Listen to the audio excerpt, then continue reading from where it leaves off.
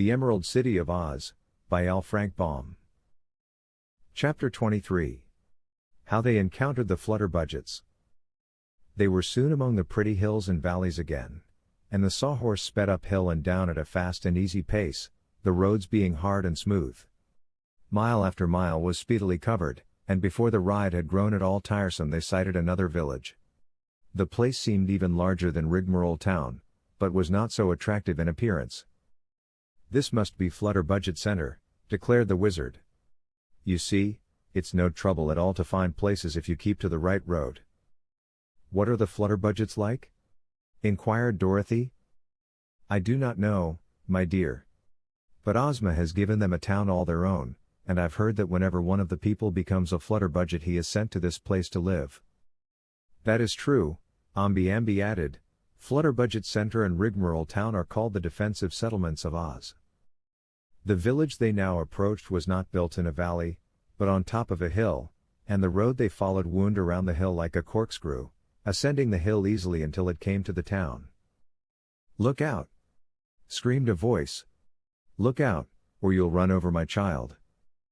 They gazed around and saw a woman standing upon the sidewalk nervously wringing her hands as she gazed at them appealingly. "Where is your child?"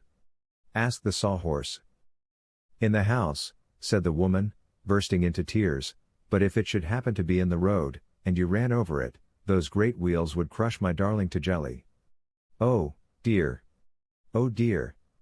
Think of my darling child being crushed to jelly by those great wheels." "Get up!" said the wizard, sharply, and the Sawhorse started on. They had not gone far before a man ran out of a house shouting wildly, "Help!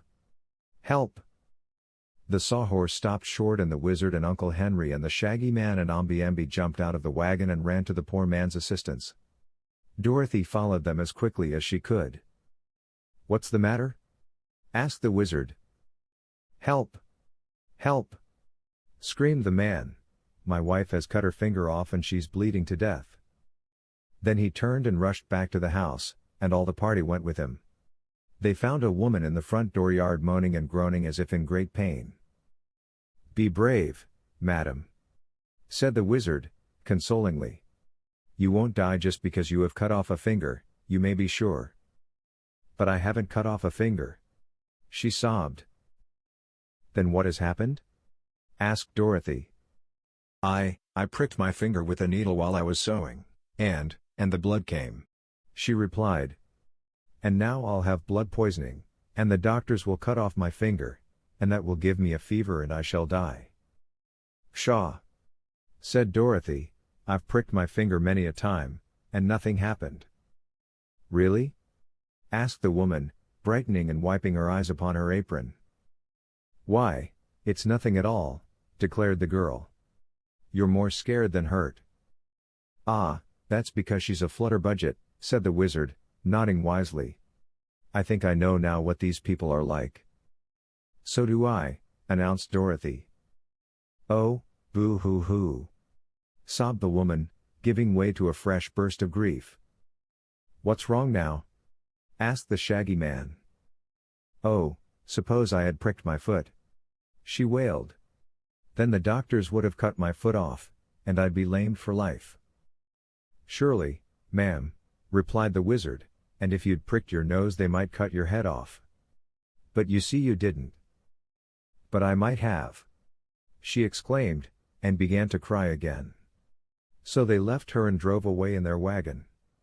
And her husband came out and began calling help, as he had before, but no one seemed to pay any attention to him. As the travelers turned into another street they found a man walking excitedly up and down the pavement. He appeared to be in a very nervous condition and the wizard stopped him to ask, "Is anything wrong, sir?" "Everything is wrong," answered the man, dismally. "I can't sleep." "Why not?" inquired Ambi. "If I go to sleep I'll have to shut my eyes," he explained, "and if I shut my eyes they may grow together, and then I'd be blind for life." "Did you ever hear of anyone's eyes growing together?" asked Dorothy. "No," said the man, "I never did. But it would be a dreadful thing, wouldn't it? And the thought of it makes me so nervous I'm afraid to go to sleep." "There's no help for this case," declared the wizard, and they went on. At the next street corner a woman rushed up to them crying, "Save my baby! Oh, good, kind people, save my baby!" "Is it in danger?" asked Dorothy, noticing that the child was clasped in her arms and seemed sleeping peacefully. "Yes, indeed," said the woman, nervously. "If I should go into the house and throw my child out of the window, it would roll way down to the bottom of the hill, and then if there were a lot of tigers and bears down there, they would tear my darling babe to pieces and eat it up." "Are there any tigers and bears in this neighborhood?" the wizard asked. "I've never heard of any," admitted the woman, "but if there were—" "Have you any idea of throwing your baby out of the window?" questioned the little man. "None at all," she said, "but if—" "All your troubles are due to those ifs," declared the wizard. "If you were not a Flutterbudget you wouldn't worry." "There's another if," replied the woman. "Are you a Flutterbudget, too?" "I will be, if I stay here long," exclaimed the wizard, nervously. "Another if!" cried the woman. But the wizard did not stop to argue with her.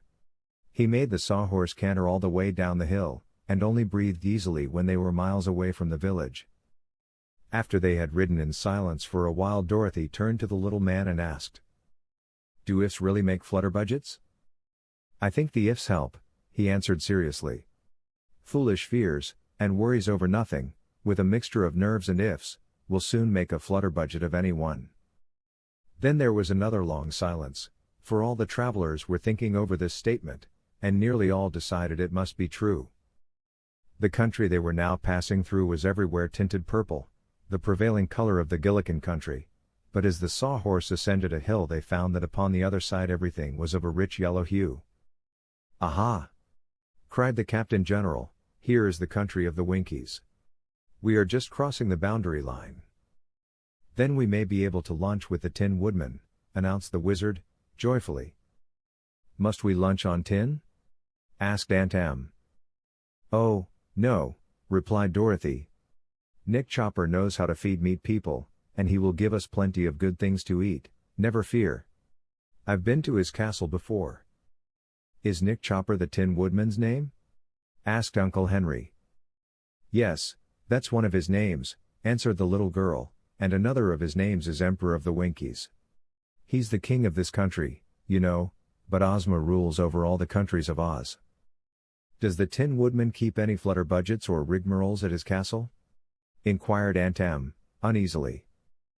"No, indeed," said Dorothy, positively. "He lives in a new tin castle, all full of lovely things." "I should think it would rust," said Uncle Henry. "He has thousands of Winkies to keep it polished for him," explained the wizard. "His people love to do anything in their power for their beloved emperor, so there isn't a particle of rust on all the big castle." "I suppose they polish their emperor, too," said Aunt Em. "Why, some time ago he had himself nickel-plated," the wizard answered, "so he only needs rubbing up once in a while. He's the brightest man in all the world, is dear Nick Chopper, and the kindest-hearted." "I helped find him," said Dorothy, reflectively. "Once the Scarecrow and I found the Tin Woodman in the woods, and he was just rusted still, that time, and no mistake.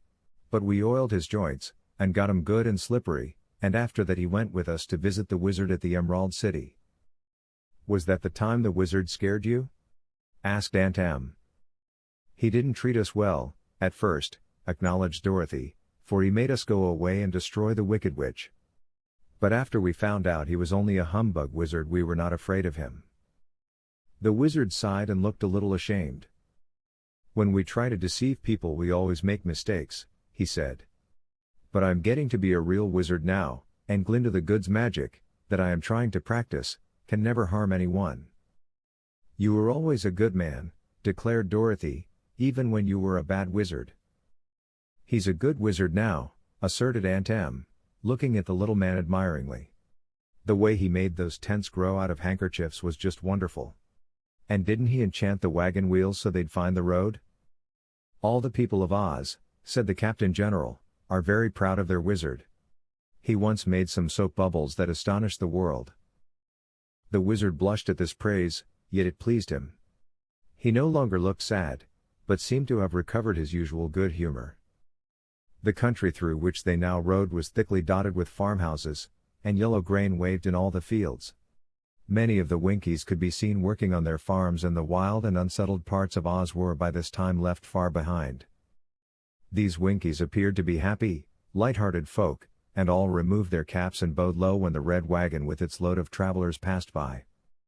It was not long before they saw something glittering in the sunshine far ahead. "See!" cried Dorothy, "that's the Tin Castle, Aunt Em." And the Sawhorse, knowing his passengers were eager to arrive, broke into a swift trot that soon brought them to their destination.